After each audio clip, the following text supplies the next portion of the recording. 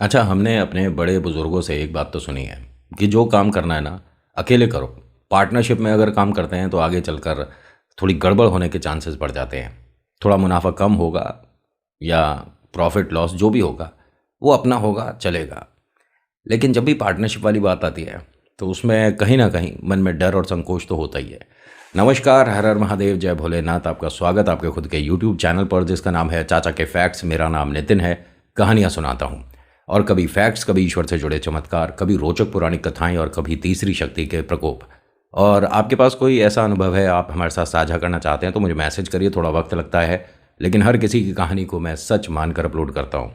आज की कहानी मेरे महाकाल से जुड़ा एक ऐसा चमत्कार है जिसे सुनने के बाद आपको भी ऐसा ज़रूर लगेगा कि पूरे साल में 365 दिन के अंदर अगर एक बार हम महाकाल के दर्शन कर लेते हैं तो समय बहुत जल्दी बदल जाएगा।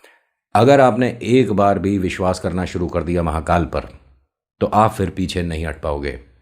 आप जाकर देखिए महाकालेश्वर और फिर बताना मुझे कि वहाँ जब आरती हो रही थी तो आप नॉर्मली बैठे थे या कुछ महसूस हो गया। अभी फिलहाल चैनल का इंट्रो, उसके बाद अगर कहानी शुरू करूंगा कहीं मत जाएगा, पूरी कहानी सुनिएगा। हर हर महादेव।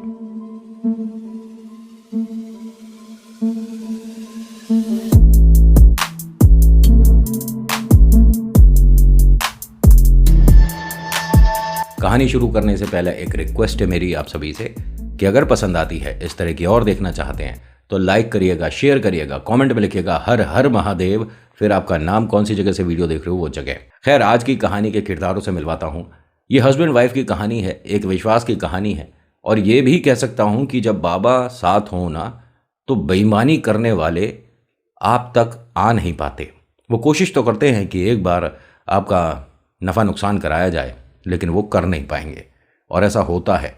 महादेव का जो चक्र है वो आपके आसपास सदैव के लिए होता है 365 दिन। और अगर आपने रोज डेली 108 बार महामृत्युंजय पढ़ना शुरू कर दिया, देखिए ऐसा नहीं कि मंदिर में बैठकर करना है, बाबा के सामने बैठकर करना है। ऑफिस आ गए, ऑफिस पे अंदर जब आपको वक्त मिले 10 बार कर लिया, 11 बार कर लिया, ऐसे पूरे दिन में 108 बार। अगर आपको 11 दिन के अंदर परिवर्तन नहीं मिल जाए तो इसी वीडियो के नीचे आकर मुझे भद्दी बातें बोल देना, डिसलाइक कर देना, सब्सक्राइब भी हटा देना। लेकिन अगर फ़ायदा हो जाए तो लाइक करके कमेंट में लिख देना ओम नमः शिवाय। कहानी के किरदारों से मिलवाने का वक्त आ गया, क्योंकि बहुत सारी बातें कर ली मैंने बीच में। कहानी में रवि और प्रीति मिलेंगी। दोनों हस्बैंड वाइफ हैं। समय बड़ा कठिन चल रहा है।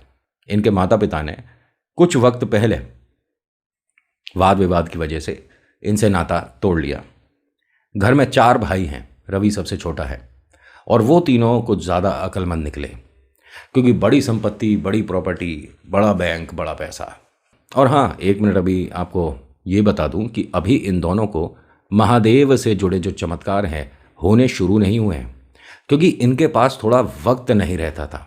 घर में भी पूजा पाठ होती थी तो भी थोड़ा व्यस्त रहते थे। और ये अपने काम की वजह से अपनी मौज मस्ती में व्यस्त नहीं रहते थे, घर वालों के सारे काम यही दोनों करते थे। इनकी एक छोटी गुड़िया है और अब फिलहाल ये प्रेग्नेंट भी थी। इनकी गुड़िया 3 साल की है। वक्त थोड़ा कठिन, एक तो माता पिता ने घर से बाहर कर दिया, दूसरा करीब 5वां महीना चल रहा है तो वो भी थोड़ा सा देख कर चलने वाला समय है। इसमें इनका खाने पीने का, दवाई का, डॉक्टर का, सभी का हिसाब किताब रखना पड़ेगा। प्राइवेट जॉब है लेकिन ठीक ठाक चल रही है। ऐसा कुछ भी नहीं है कि बहुत ज़्यादा धनाढ्य लोग हैं, पैसे वाले हैं। ये पैसे वाले हैं, लेकिन मैं सिर्फ रवि की कहानी बता रहा हूँ। तो इसके पास बैंक में इतना नहीं है, ये बस काम खर्चे को काम चल रहा है। और जो प्राइवेट जॉब में लोग हैं वो जानते हैं कि भले ही हमारी तनख्वाह 10,000 हो या लाख रुपए हो, महीने का जब एंड आ रहा होता ना तब ये सारे पैसे कम दिखने लग जाते हैं। जिसके पास 10 आ रहे हैं उसे 15 की उम्मीद है, जिसके पास 1 लाख आ रहा है उसे 1.5 की उम्मीद है। होता क्या है कि रवि और प्रीति को जब माता पिता ने घर से अलग किया तो इनका एक मित्र था जो स्कूल टाइम से इनके साथ है। उसने एक घर की व्यवस्था करवाई, किराया वगैरह इनके बजट में था। इनकी जो गुड़िया है 3 साल की, वो जिस स्कूल में जा रही है वहाँ से भी इसका नाम हटवा कर दूसरे स्कूल में व्यवस्था करनी पड़ेगी, क्योंकि वो थोड़ा महंगा भी पड़ रहा है। और जहाँ अब इन्हें किराए पर मकान मिला है उससे वो दूर भी है। दूर होने की वजह से बस का किराया बढ़ जाएगा, जो एक समस्या है। सब कुछ देख कर चलना पड़ता है। पहले घर के पास था और जेब पर उतना असर नहीं पड़ता था। एक और चीज़ बताऊं, जो इनके माता पिता हैं वो बड़े भाइयों की बातों में बहुत जल्दी आ जाते थे। वैसे ये किसी और स्कूल में भर्ती कराना चाहता था अपनी गुड़िया को, लेकिन घर के सभी लोगों ने कहा कि इससे हमारी इज्जत, हमारा नाम, हमारा रुतबा खराब होगा कि तेरा बच्चा तो उस स्कूल में जा रहा है और घर के बाकी सब बच्चे उधर। इनका जो व्यापार है उसमें कभी इसे शामिल किया ही नहीं गया। ये पर्दों का काम है इनका वैसे। और जो बेड शीट्स वगैरह होती हैं इस पे भी डील करते हैं, और कोई छोटा काम नहीं है। ये बहुत बड़े ब्रांड से जुड़े हुए हैं। उनकी कहानी मैं आपको सुना रहा हूँ। मेरे ख्याल से इनके बेडशीट हर किसी के घर में एक बार पहुँची ज़रूर होगी, या इनके कर्टन्स, इनके पर्दे, गाड़ियों में लगने वाली सीट के कवर्स। मतलब कोई छोटी बात नहीं है, या अगर मैं अपनी भाषा में बोलूँ कि बहुत वज़नदार असामी है जिस घर से ये है। रवि और प्रीति अब एक नए घर में आ चुके थे। थोड़े दुखी हैं, थोड़े परेशान हैं। घर से अलग होने के बाद थोड़ी व्यवस्थाएं बिगड़ जाती है। और इनके साथ जो गुड़िया है ना, उसे दादी अम्मा वाला वो प्यार कभी मिला ही नहीं। मतलब हमेशा उसके दादी अम्मा, जबकि दादा दादी तो बेहद प्यार करते हैं अपने नाती पोतों से, लेकिन वहाँ पर ना थोड़ा कंपटीशन ज़्यादा ही चल रहा था। तेरे बच्चे किस तरह के कपड़े पहनते हैं, इनके बच्चों को देखा कर, ये देखो किस तरह से खाते हैं इसके। मतलब पता नहीं, बच्चों में तो देखिए कंपटीशन होना ही नहीं चाहिए। किस बात का कंपटीशन? अरे दोनों बालक एक ही घर के हैं, ठीक है। कोई दिखने में अच्छा है, कोई दिखने में बहुत अच्छा है, कोई दिखने में बहुत ही ज़्यादा अच्छा है। अरे बुरा तो कोई भी बच्चा नहीं होता। लेकिन इसके घर में न जाने क्यों इस गुड़िया को वो मान सम्मान प्यार मिला नहीं। तो ये इतना ज़्यादा मिस नहीं कर रही थी अपने घर के किसी भी सदस्य को। इसके लिए इसके माता पिता बहुत हैं और वो सामने हैं इसके। इसने हंसकर एक बात बोली कि मम्मी पापा, हम जब से यहाँ पर आए हैं सुबह से आप बहुत सैड हो। ये गुड़िया अपनी उम्र से ना जल्दी बड़ी हो रही है तो 3 साल की, लेकिन बातें बनाने में 5 साल के बच्चों को मात कर दे। उन्होंने कहा कि बेटा नहीं, कोई बात नहीं और सब कुछ ठीक है। यहाँ पे इन्होंने रहना शुरू करा। 1 दिन बीता, 2 दिन बीता, महीना भर, 1.5 महीना, जैसे तैसे व्यवस्था चली रही थी। वक्त आया जब वो मतलब डिलीवरी का समय था, तो उन्हें हॉस्पिटल लेकर गया था। हॉस्पिटल में जो सिचुएशन बनी उस हिसाब से कुछ पैसे जमा करने वाली बात आ गई। इसने अपने दोस्तों से इधर उधर से हर जगह से बात करने की कोशिश करी, कहीं कोई पैसे की व्यवस्था हो नहीं रही थी। जैसे पिक्चर में होता है ना कि नहीं, हम जब तक पैसे जमा नहीं होंगे काम नहीं करेंगे। ऐसी व्यवस्था इसने पहली बार ज़िंदगी में देखी। इन्होंने डॉक्टर साहब से कहा कि, वैसे डॉक्टर कॉल पे नहीं थे, उनका असिस्टेंट या वहाँ का कोई स्टाफ या जो भी ये चीज़ देखते होंगे उन्होंने फ़ोन किया था। इन्होंने कहा कि मैं बस हॉस्पिटल से 15 मिनट की दूरी पे हूँ, मैं आता हूँ। वहाँ आने के बाद ये काउंटर पे आया, हाथ जोड़कर कहता है कि मैं पैसे की व्यवस्था कर दूंगा, आप प्लीज़ अपना जो प्रोसेस है वो करते रहिए। उन्होंने कहा ऐसे काम नहीं होता है, आप यहाँ फॉर्म रखा है, इस फॉर्म को भर दीजिए और उनको आप साथ ले जाइए। अरे उसकी डिलीवरी है आधे घंटे के अंदर, आपने बताया कि 1 घंटे में ये सब कुछ होना है, प्लीज़ आप देख लीजिए। उन्होंने कहा सर ऐसे नहीं होता, ये प्रोटोकॉल है, हम फॉलो करेंगे और ऐसा और वैसा है। फॉर्म इसके हाथ से गिरा और जब ये फॉर्म उठा रहा था तो भोले बाबा का इतना छोटा सा पेंडल लॉकेट जो होता है वो किसी का गिरा हुआ था, जैसे किसी बालक के गले का हो। ये उसे उठाता है, माथे लगाता है, जय भोले, और फिर तेज़ी से हॉस्पिटल में, जबकि सब किसी कोई मन से है, किसी कोई मन से है, अच्छे मन से तो कोई होता ही नहीं है, इसने तेज़ी से चिल्लाकर कहा कि ये भोले बाबा किसके खो गए। तभी कुछ फैमिली इधर उधर थी जो कि ढूंढ रही थी, वो आए एकदम उनके पास, कहते हैं कि अरे थैंक यू सो मच, वरना आज की डेट में कोई गोल्ड लौटाता तो है ही नहीं। जब इसने सुना ना गोल्ड लौटाता नहीं है, मन में हल्का सा इसके आया कि अगर मुझे पता होता कि ये गोल्ड के हैं तो यहाँ जो मुझे पैसे जमा करने हैं शायद कुछ व्यवस्था हो जाती। हंसता हुआ कहता है कि बाबा मेरे तक आए भी और बस मदद नहीं हो पाई, ये आपके। उसने कहा कि आप ऐसा मत बोलिए, भोले बाबा सब कुछ ठीक करेंगे, आप बस ओम नमः शिवाय बोलो और इन पर विश्वास करो। तो इसने ऐसे ही बोला कि मैं ओम नमः शिवाय बोलता हूँ और विश्वास करता हूँ, लेकिन ये मदद तभी करेंगे जब हम बहुत ज़्यादा पैसे वाले होंगे। गरीब की मदद भगवान करते हैं नहीं। अपने फॉर्म को देखता हुआ, आंसू पहुँचता हुआ 2 कदम चला तो किसी से टकरा गया। डॉक्टर साहब थे ये, वो जो कि ऑपरेट करने वाले थे। डॉक्टर साहब ने देखा उन्हें, अरे आप ठीक हो? जी मैं ठीक हूँ, आपको मैं पहचाना नहीं। डॉक्टर साहब ने कहा अभी 2 घंटे पहले मिले थे हम। मैं डॉक्टर फिर अपना नाम बताया और कहा कि आपकी वाइफ़ का जो ऑपरेशन है वो मैं ही करूँगा। उन्होंने कहा लेकिन अब आप नहीं कर पाओगे। उन्होंने कहा आप ऐसा क्यों बोल रहे हो? मैं क्यों नहीं कर पाऊँगा? मैं इसीलिए हूँ आज हॉस्पिटल में, वरना मेरी कोई विज़िट है नहीं आज। आप ऐसा क्यों बोल रहे हो? उसने कहा क्योंकि मेरे पास ये कागज़ दिया है, इसे भर के अपनी पत्नी को वापस ले जाना है। उन्होंने रिसेप्शन की तरफ देखा, वहाँ वो जो लोग थे वो डॉक्टर साहब को देख रहे थे। डॉक्टर साहब ने उनसे वो कागज़ लिया, उनके सामने रख दिया, रिसेप्शन के जो लोग बैठते हैं, कि ये किसी और के काम आ जाएगा। इनकी जो फाइल है ज़रा दिखाओ। फाइल दिखाई गई, डॉक्टर साहब ने उस पर साइन कर दिया। न जाने साइन के बाद उसमें ब्रैकेट में क्या लिखा, और कहते हैं इसके कंधे पर हाथ रखकर कि जब पैसे हों तब दे देना। अब ठीक है, थोड़ा बोझ हल्का हो गया। भगवान का रूप होते हैं, लेकिन आज की डेट में ये लाला की दुकान भी है। माफ़ी चाहूँगा अगर कोई डॉक्टर ये वीडियो देख रहा है तो।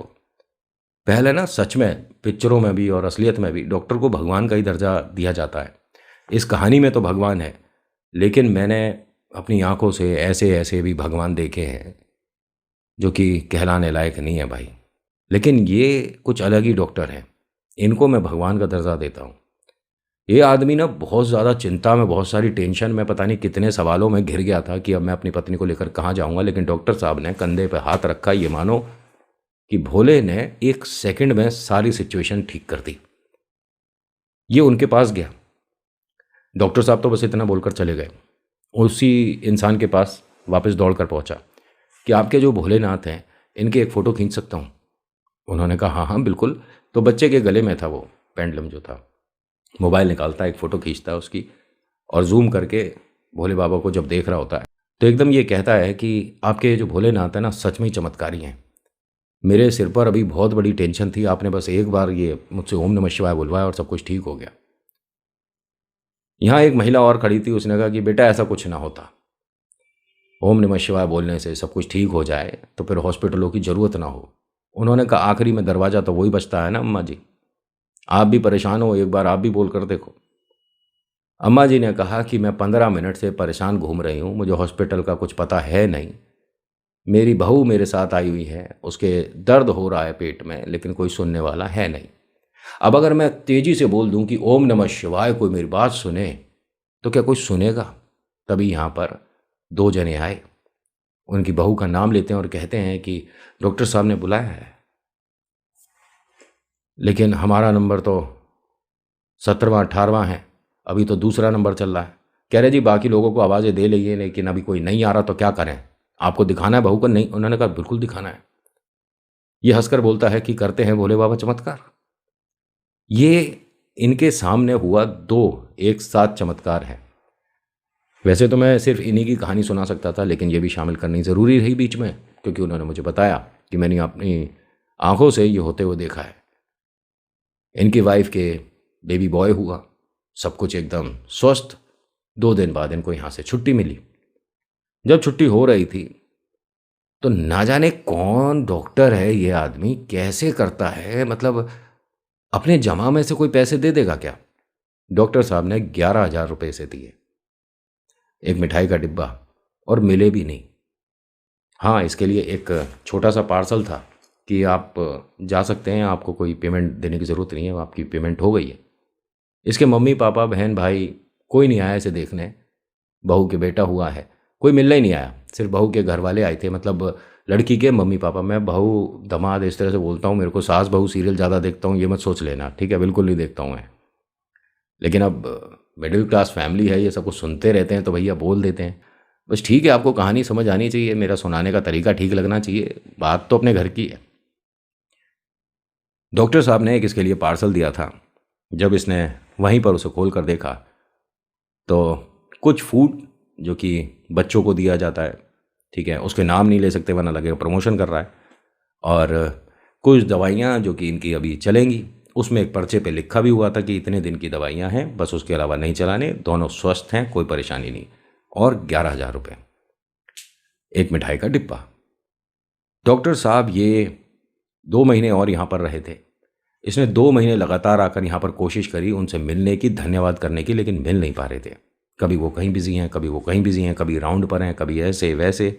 लेकिन इसने उसके बाद 3 साल बाद आकर वो पेमेंट भी दी, उनसे मिला भी, और डॉक्टर साहब को बड़ा अच्छा लगा उसे देखकर कि भाई साहब, मतलब उस वक्त आपकी व्यवस्था कुछ और थी, आज तो एक गार्ड आपके साथ चल रहा है, क्या बात है।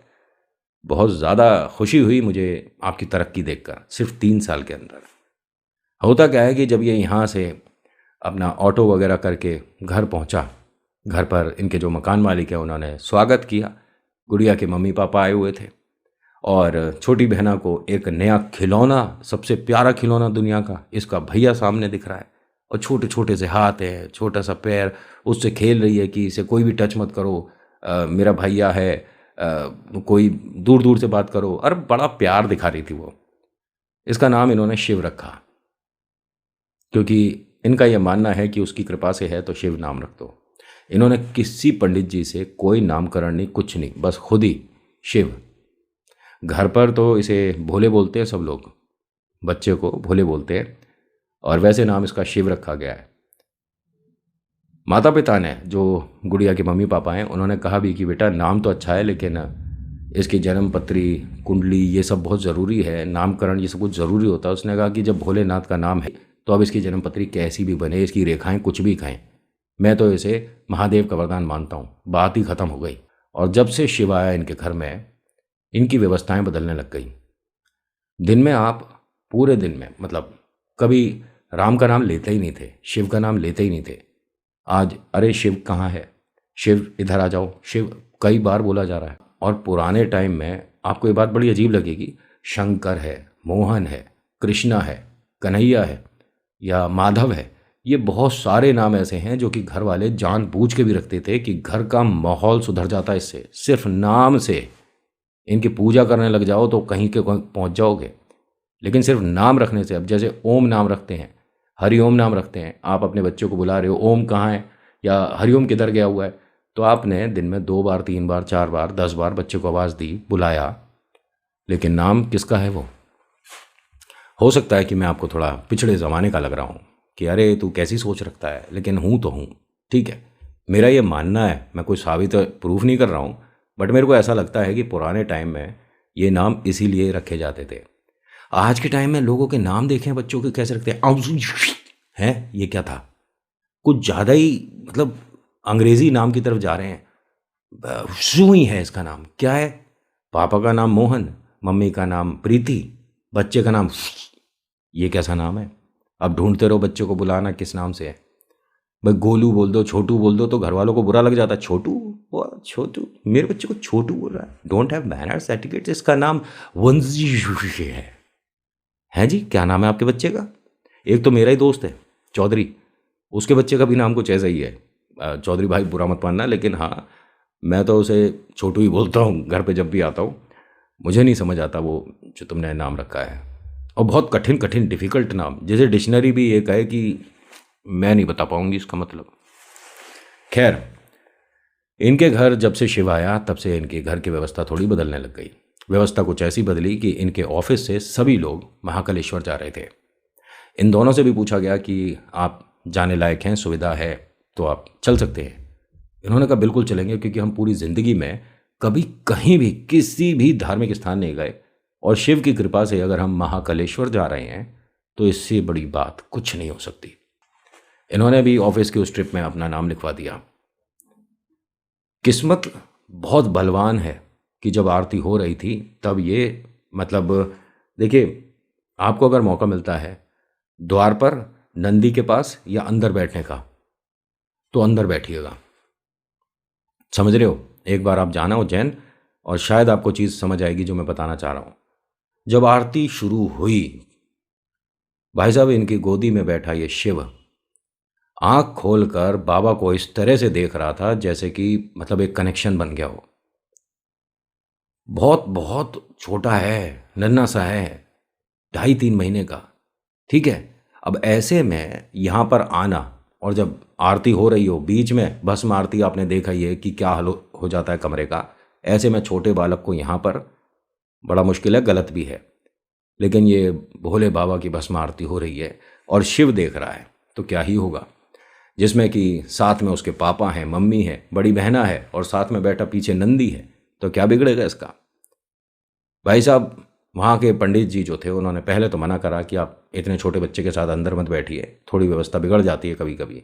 लोग डर जाते हैं, रोंगटे खड़े हो जाते हैं, बालक रोना शुरू हो गया तो चुप नहीं होगा ये।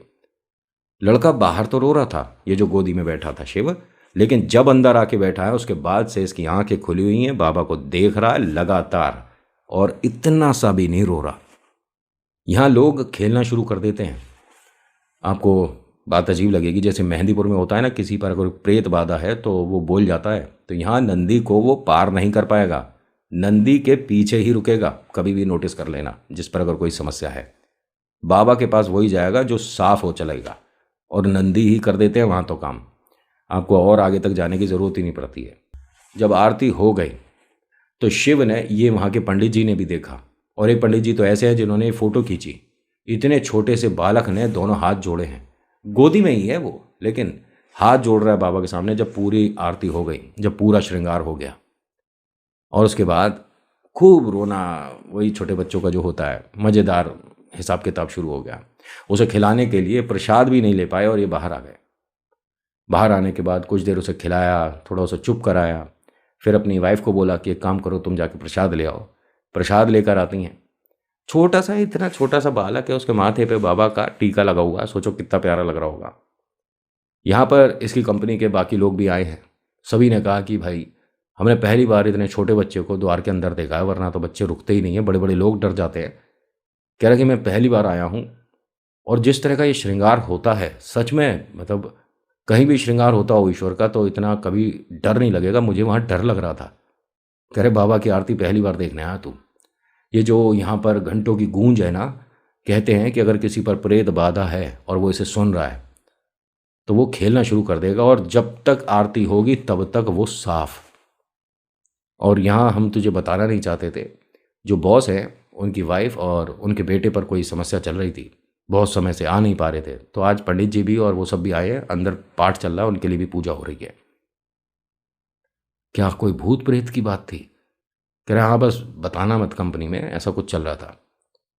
इसने कहा मैं किसी को नहीं बताऊंगा। ये मंदिर से बाहर आकर बैठ गए। सभी लोगों को कहा था किसी को कुछ खरीदना हो, छोटी मोटी कोई शॉपिंग करनी हो तो कर लेना, शाम को बस 5-6 बजे चलेगी यहाँ से। ये व्यवस्थित थे, पैसे की हिसाब किताब थोड़ी बहुत थी इनके पास। इन्होंने यहाँ थोड़ी बहुत छोटी मोटी शॉपिंग करी, उसके बाद आकर थोड़ा सा नाश्ता पानी किया, इंतज़ार कर रहे थे। तभी यहाँ पर एक भाई साहब आए, इन्हें देखकर कहते हैं, इनके पापा का नाम लेकर, कि तुम उनके बेटे हो, फैमिली के साथ आए हो क्या? उन्होंने कहा हाँ जी, मैं उनका बेटा तो हूँ, लेकिन आप कौन सी फैमिली के बारे में बोल रहे हो? मैं किस फैमिली के साथ? नाम आप पापा का ले रहे हो फैमिली, तो मैं अपने पापा मम्मी के साथ नहीं आया, ना बहन, ना भैया लोग, ना भाभी लोग। हाँ, मैं अपनी पत्नी, अपने बच्चों के साथ आया हूँ। सबको देखते हैं, हाथ जोड़ते हैं और कहते हैं कि आपके पापा से एक शिकायत है। उन्होंने कहा कि फिर उनसे करिए, मुझे क्यों बता रहे हैं? कह रहे नहीं बेटा, शिकायत ये है कि वो जिस क्वालिटी का सामान बनाते हैं उनसे अच्छी क्वालिटी का हम बनाते हैं, लेकिन हमारा माल मार्केट में चलता नहीं है। एक काम करो, तुम अपनी कंपनी छोड़कर। उन्होंने कहा 1 मिनट, पहली बात तो मैं अपनी कंपनी में हूँ नहीं, मैं पापा के व्यापार में हूँ नहीं, तो मुझे पता नहीं, ठीक है? तो ये सारी बातें मेरे से करने का कोई मतलब नहीं। तुम अपना परिवार का व्यापार नहीं देखते? उसने कहा नहीं, मैं फ़िलहाल इस कंपनी में काम कर रहा हूँ। उन्होंने कहा जो भी तनख्वाह मिल रही है उसका 10 गुना दूंगा। तुम जिस खानदान से हो, तुम्हें तो आता ही है, तुम्हें प्रोडक्ट के बारे में सब कुछ पता है, तुम संभालो मेरी कंपनी। भाई साहब, जो भी आपकी तनख्वाह हो, बुरा मत मानिएगा, जो भी आपकी तनख्वाह हो, 10,000, 20,000, 30,000, कोई आपको ऑफर आकर करेगी 10 गुना दूंगा कल से। सोचने का समय ही नहीं। हर आदमी मेहनत करता है पैसे कमाने के लिए, अब जब बढ़कर सामने से कोई आ रहा है तो क्यों मना करेगा? इसने हाँ कर दिया, प्रपोजल हाँ कर दिया। कह रहा कि लेकिन बेटा ऐसा है कि इसके बाद हो सकता है कि तुम्हारे मम्मी पापा, तुम्हारे बहन भाई भाभी, ये सब तुम्हें पसंद ना करें, क्योंकि मैं उस मार्केट का दूसरे नंबर का खिलाड़ी हूँ, पहले तुम्हारे परिवार वाले ही हैं। और वो लोग इतना, बुरा मत मानना कि कैसी बातें कर रहे हैं अंकल, इतना गंदा खेल खेलते हैं कि हर कोई जानता है उनके बारे में, बस वो मार्केट के बड़े खिलाड़ी हैं। इसने कहा आप चिंता मत करिए, मार्केट में अगर आप दूसरे नंबर पे हो तो पहले नंबर पर लाने की जिम्मेदारी मेरी। जब आप मेरे परिवार का पैसों का लेकर इतने मदद कर रहे हो तो मैं अपनी तरफ से जो हो पाएगा करूँगा। इसने कंपनी में बहुत सारे ऐसे लूप होल थे जो कि भरने शुरू कर दिए, जो कुछ समस्याएं थीं धीरे धीरे पूरी करनी शुरू कर दी, उन्हें ठीक करना शुरू कर दिया। कॉस्ट कटिंग बहुत ज़बरदस्त करता है ये लड़का, कि जो प्रोडक्ट बनने में 1,000 रुपये का बैठ रहा था, इसने जब चीज़ें बताई और तरीके बताए तो वो 600-650 का हो गया। बाजार में इनके पापा वो चीज़ 900 रुपये का बेच रहे थे, इन्होंने 800 का शुरू कर दिया। भाई साहब 2 महीने के अंदर मार्केट में नंबर 1 पे आ गए ये। इनके पिता को पता चला कि इसके पीछे किसका हाथ है, कौन दिमाग लगा रहा है। उसके घर आते हैं, अपने बेटे के घर आते हैं, और पता है उन्हें कि प्रेग्नेंट थी तो उसका मतलब डिलीवरी हुई है, बच्चा है। फिर भी आकर उल्टा सीधा भाइयों ने बोलना शुरू कर दिया। इनकी वाइफ को जब उल्टा सीधा बोला तो ये बीच में आ गए। उन्होंने कहा कि ऐसा है, शिव के लिए किसी ने कोई बधाई तो दी नहीं मुझे, अब मैं थोड़ी मेहनत करके 2 पैसे जोड़ रहा हूँ, तो अब मेरे को आकर उल्टा सीधा सुना रहे हो। कल को अगर मैंने कोई अपनी कंपनी खड़ी कर दी तो क्या मुझे इस हिंदुस्तान से निकलवा दोगे, भारत से निकलवा दोगे, या मुझे, मेरी पत्नी, मेरे बच्चों को एक कुएं में गिर कर ऊपर से मट्टी डलवा दोगे? इतनी ज़्यादा अनबन हो गई थी। उन्होंने कहा ऐसा है कि ये जिस पर तू उछल रहा है ना कि शिव की वजह से ऐसा कुछ हो गया, तो ऐसा है, नाम रखने से ना कोई शिव का आशीर्वाद नहीं मिल जाता, समझ आ गई? और आज नहीं तो कल तुझे याद आएगा परिवार, और तू घुटनों पे चल के हमारे पास वापस आएगा। इसने कहा चाहे मेरे पास भीख मांगने की नौबत आ जाए, मैं अब घर नहीं लौटूंगा। और हाँ, ये घर नहीं लौटे। इस कंपनी में इन्होंने 3 साल काम किया। 3 साल तक घर की व्यवस्था अच्छी कर ली थी। एक अपार्टमेंट में एक अपना मकान भी खरीदा था। लेकिन ये एक छोटा सा मूव था।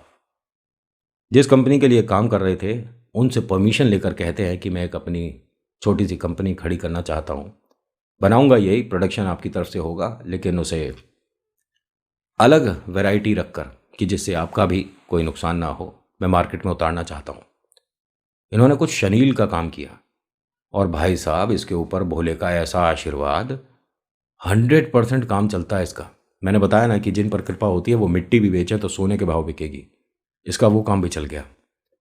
जो वो कंपनी के मालिक हैं उन्होंने अपने घर में सभी से मतलब रिक्वेस्ट करी कि आप मेरे काम को अब संभाल लो, अपने बच्चों से, बेटी से, सबसे कहा, क्योंकि अब मैं इस काम को कर नहीं पा रहा हूँ, मेरे से अकेले हो नहीं पा रहा है। इनके घर वालों ने कहा कि अगर नहीं हो पा रहा तो बेच दे। उनका इंटरेस्ट ही नहीं था। घर वालों के पास और भी काम है, पैसे वाले लोग हैं, तो वो डायमंड, गोल्ड, जो भी उनके और बड़े काम थे उसमें ज़्यादा ध्यान देते थे। पर्दे, कपड़े, इनमें उनका ध्यान नहीं था, जबकि ब्रांड है ये। उन्होंने कहा कि मैं नहीं कर पाऊँगा। क्या कहते हैं शिव के पापा से कि तू अपना काम, अपनी कंपनी का काम बंद कर दे, मैं तुझे अपनी कंपनी दे देता हूँ। लेकिन मालिक मैं नहीं खरीद सकता, मैं जिनके यहाँ काम कर रहा हूँ उनकी फैक्ट्री थोड़ी ना खरीद लूँगा। उन्होंने कहा फिर ये किस भाव चली जाएगी कुछ नहीं पता, मेरे घर का कोई राज़ी नहीं इसे चलाने के लिए, या तो बंद कर दूँ। बंद करने के बाद 350 लोग काम करते हैं यहाँ पर, क्या होगा उन सबका? एक दिन में बाहर हो जाएंगे, मैं ऑफिस नहीं आ पाता, मैं काम नहीं कर पाऊँगा। उसने कहा मालिक फिर कितने पैसे देने पड़ेंगे? उन्होंने कहा जो रकम बताई वो काफ़ी भारी थी, कि इतने की मिनिमम। उसने कहा कि ठीक है, मैं आपको 3-4 बारी में पैसे दे पाऊँगा, अगर आप ऐसा कर सकते हैं। मैंने कहा ठीक है। शिव के पापा ने एक बात और बोली कि जब तक मैं पैसे नहीं देता तब तक मैं आपकी फैक्ट्री में अपना नाम लिखूंगा भी नहीं। आप ये मत सोचिएगा कि पहले मेरे नाम कंपनी कर दो उसके बाद मैं पैसे दूंगा। जब आपको लगे कि हाँ सब कुछ ठीक है तब आप मेरे नाम करना। इसने कुछ वक्त रहते वो कंपनी खरीदी। घर में पैसे जो पहले 1 रुपया आता था अब वो 1 की जगह 100 हो गया।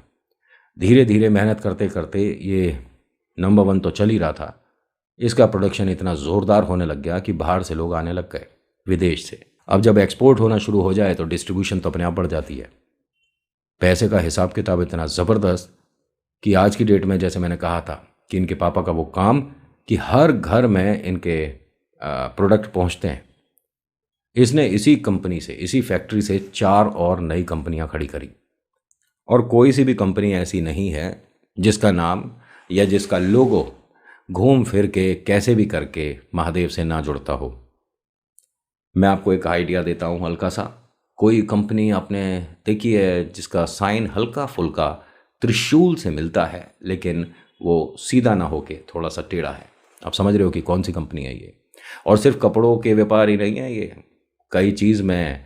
और हाँ, ये जो बड़ी बड़ी गाड़ियाँ हैं ना, लग्जरी गाड़ी जो है, इनके पार्ट्स जो है, उसमें से बहुत सारे ऐसे पार्ट हैं जो कि इनकी कंपनी से होकर निकलते हैं। और इनका विश्वास शिव पर, महादेव पर, महाकाल पर इतना बढ़ गया कि कहते हैं कि मेरा कोई भी काम महाकालेश्वर के बिना नहीं होता। जब तक बाबा का आशीर्वाद ना लूं, ये कोई भी डील साइन नहीं करते। डील से मुझे एक बात याद आई, इन्होंने मुझे एक फ़ोटो भी दिखाई थी। मंदिर के बाहर सीढ़ियों पर बैठकर डील साइन करते हैं। आप सोचिए, ये आदमी उस टाइप का है कि हेलीकॉप्टर से आना जाना करे। इन्होंने जो फ़ोटो दिखाई, मैंने पूछा कि सर ये क्या है, तो इन्होंने मुझे बताया कि ये वो जो एक फाइनल कंपनी मैंने ख़रीदी है उसकी डील साइन हो रही थी, और मैं मंदिर के चौखट पे बैठ के ही करता हूँ। ये इनका एक मानना है कि जहाँ बाबा के दर पर बैठकर मैं आशीर्वाद ले रहा हूँ, तो काम की शुरुआत तो वहीं से करूँगा। अब इसे बहुत से लोग कहेंगे कि ये तो नौटंकी है, पैसे वालों का ट्राई होता है और पता नहीं क्या क्या करते हैं, ऐसा तो कुछ नहीं होता। भैया जिसे मानना है माने, ना मानने हमने डिसलाइक लगवा रखा, दबाओ। लेकिन जो महादेव पर विश्वास करता है वो लाइक भी करेगा, सब्सक्राइब भी करेगा, इच्छा हो तो शेयर भी करेगा। और ये कोई, मैं आपको ऐसा नहीं कह रहा कि आप अगर महादेव के भक्त हैं तभी आप सब्सक्राइब करेंगे, लाइक करेंगे। आप उनको मानो, मुझे लाइक शेयर चाहिए ही नहीं, ठीक है, मत करो, आप ना लाइक करो ना सब्सक्राइब, कुछ मत करो। बट बाबा पर यकीन करते हो तो कमेंट में ओम नमः शिवाय ज़रूर लिख देना। So thank you so much for watching. मेरा नाम नितिन है, मुलाकात करूंगा आपसे अगली वीडियो में। हर हर महादेव, जय भोलेनाथ, धन्यवाद।